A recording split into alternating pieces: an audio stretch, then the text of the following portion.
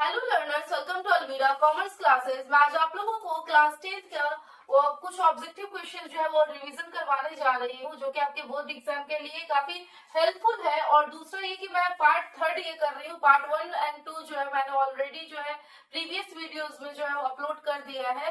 अगर आप पार्ट 1 और 2 देखना चाहते हैं तो आप मेरे जो यूट्यूब चैनल है अलवीरा कॉमर्स क्लासेस, उस पर जाके इसे देख सकते हैं। आज मैं आप लोगों को क्लास 10th का चैप्टर 2 जो है उसका ऑब्जेक्टिव पढ़ाने जा रही हूँ, जो कि है क्वेश्चन नंबर 1 पे आते हैं हम। विकसित राज्यों में ऊंची होती है, तो विकसित राज्यों में ऊंची होती है ऑप्शन ए पूंजी निर्माण दर, बी प्रति व्यक्ति आय, सी सेवाओं का मूल्य, डी उपर्युक्त तीनों।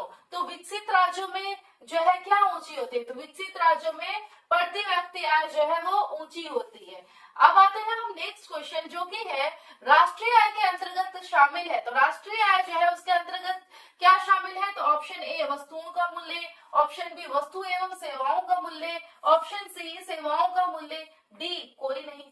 तो राष्ट्रीय आय के अंतर्गत शामिल है वस्तु एवं सेवाओं का मूल्य। वस्तु और सेवाओं के मूल्य को हम राष्ट्रीय आय में शामिल करते हैं। अब आते हैं क्वेश्चन नंबर 3, जो कि है गरीबी गरीबी को जन्म देती है। गरीबी गरीबी को जन्म देती है, ये किसने कहा, ये कथन किसका है? ए है प्रोफेसर पिगू, बी है मार्शल का, सी है रैगनर नक्स का, डी है जॉन माउंट का। तो ऑप्शन सी जो है वो आपका करेक्ट है। रैगनर नक्स ने कहा था कि गरीबी गरीबी को जन्म देती है। हम आते हैं क्वेश्चन नंबर 4 पे, जो कि है कुल उत्पादन और उत्पादन में किए गए खर्च का अंतर कहलाता है। मतलब एक टोटल उत्पादन और उसमें जो खर्च होता है उसका अंतर क्या कहलाता है?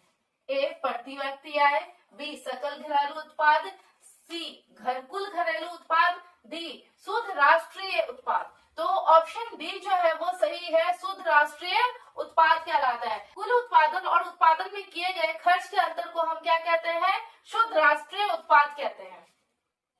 अब हम आते हैं नेक्स्ट क्वेश्चन, जो कि है राष्ट्रीय आय समतुल्य होता है। तो किसके समतुल्य होता है? ए उपभोग व्यय एवं विनियोग के योग, बी उपभोग व्यय तथा विनियोग का गुणनफल, सी उपभोग व्यय तथा विनियोग के अंतर, डी उपभोग व्यय तथा विनियोग व्यय के भाग के। तो ऑप्शन ए जो है ये सही है। राष्ट्रीय आय समतुल्य होता है किसके? उपभोग व्यय तथा विनियोग के योग के। अब हम आते हैं नेक्स्ट क्वेश्चन, जो कि है क्वेश्चन नंबर 6।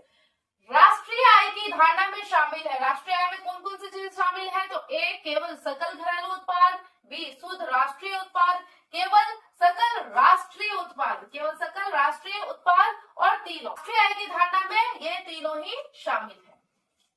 अब हम आते हैं नेक्स्ट क्वेश्चन, जो कि है सर्वप्रथम राष्ट्रीय आय के अनुमान का वर्ष था। सर्वप्रथम राष्ट्रीय आय के अनुमान का वर्ष था, तो कौन सा वर्ष था? तो ऑप्शन ए है 1869, बी 1867, सी 1868, डी 1968। तो सबसे पहले राष्ट्रीय आय के अनुमान का वर्ष था 1868।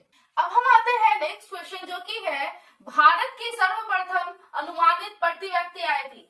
ए 121 रुपए, बी 21 रुपए, सी 120 रुपए, बी 20 रुपए। तो ऑप्शन डी जो है ये सही है। भारत की सर्वप्रथम अनुमानित प्रति व्यक्ति आय कितनी थी? 20 रुपए थी।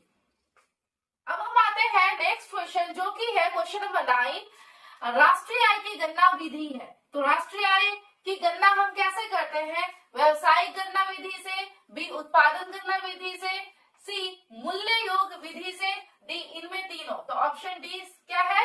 वो सही है।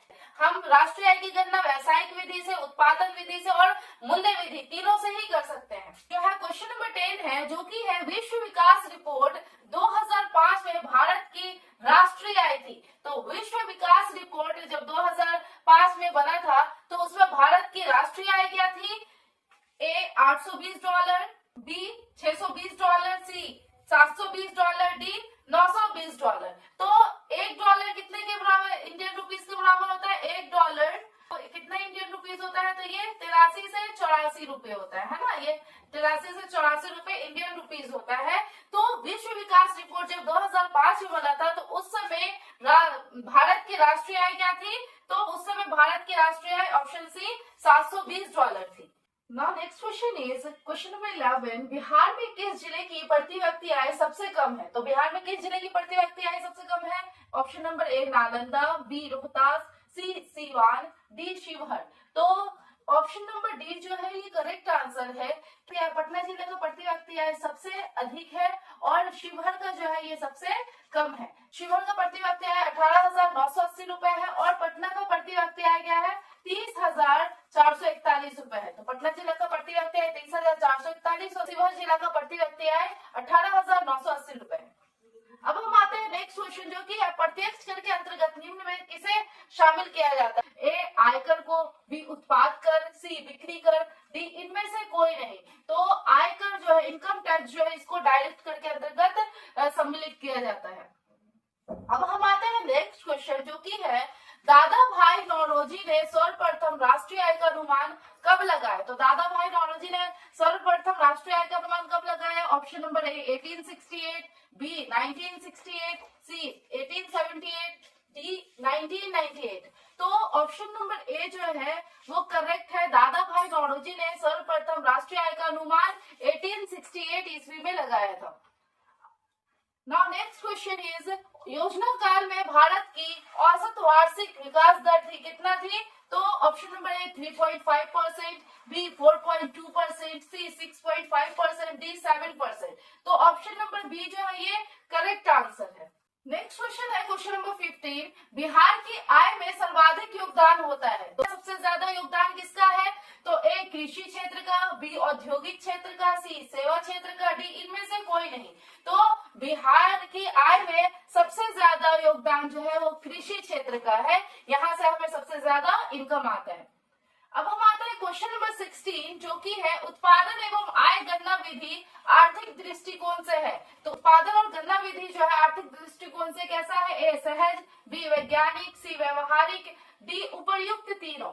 तो ऑप्शन नंबर डी जो है ये करेक्ट हो जाएगा कि उत्पादन और आय की जो गणना होती है उसके लिए सहज, वैज्ञानिक और व्यवहारिक तीनों ही आर्थिक दृष्टिकोण से सही है।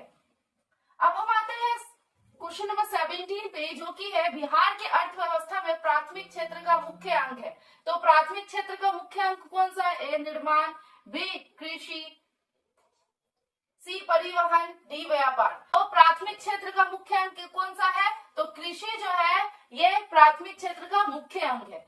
अब हम आते हैं क्वेश्चन नंबर 18 पे जो कि है y = c+1 फॉर्मूले को बताया। तो y = c+1 फॉर्मूले को किसने बताया? ए प्रोफेसर केन्स ने, बी प्रोफेसर फिशर ने, सी प्रोफेसर मार्शल ने, डी प्रोफेसर पिगू ने। तो y = c+1 फॉर्मूले को प्रोफेसर किन्स ने बताया। ठीक है। अब हम आते हैं नेक्स्ट क्वेश्चन जो कि राष्ट्रीय आय का अर्थ है। तो राष्ट्रीय आय का क्या अर्थ है? ए सरकार की आय, बी सार्वजनिक उपकरणों की आय, सी पारिवारिक आय, डी उत्पादन के साधनों की आय। तो राष्ट्रीय आय का अर्थ है उत्पादन के साधनों की आय। अब नेक्स्ट क्वेश्चन है जो कि है क्वेश्चन नंबर 20। भारत में किस राज्य की प्रति व्यक्ति आय सर्वाधिक है? Option number A Bihar, B Chandigarh, C Haryana, D Goa. तो गोवा जो है इसके प्रति व्यक्ति आय जो है भारत में सबसे अधिक है, लेकिन सबसे कम किसकी है? तो सबसे कम जो है वो बिहार की सबसे कम है और गोवा की सबसे ज्यादा है।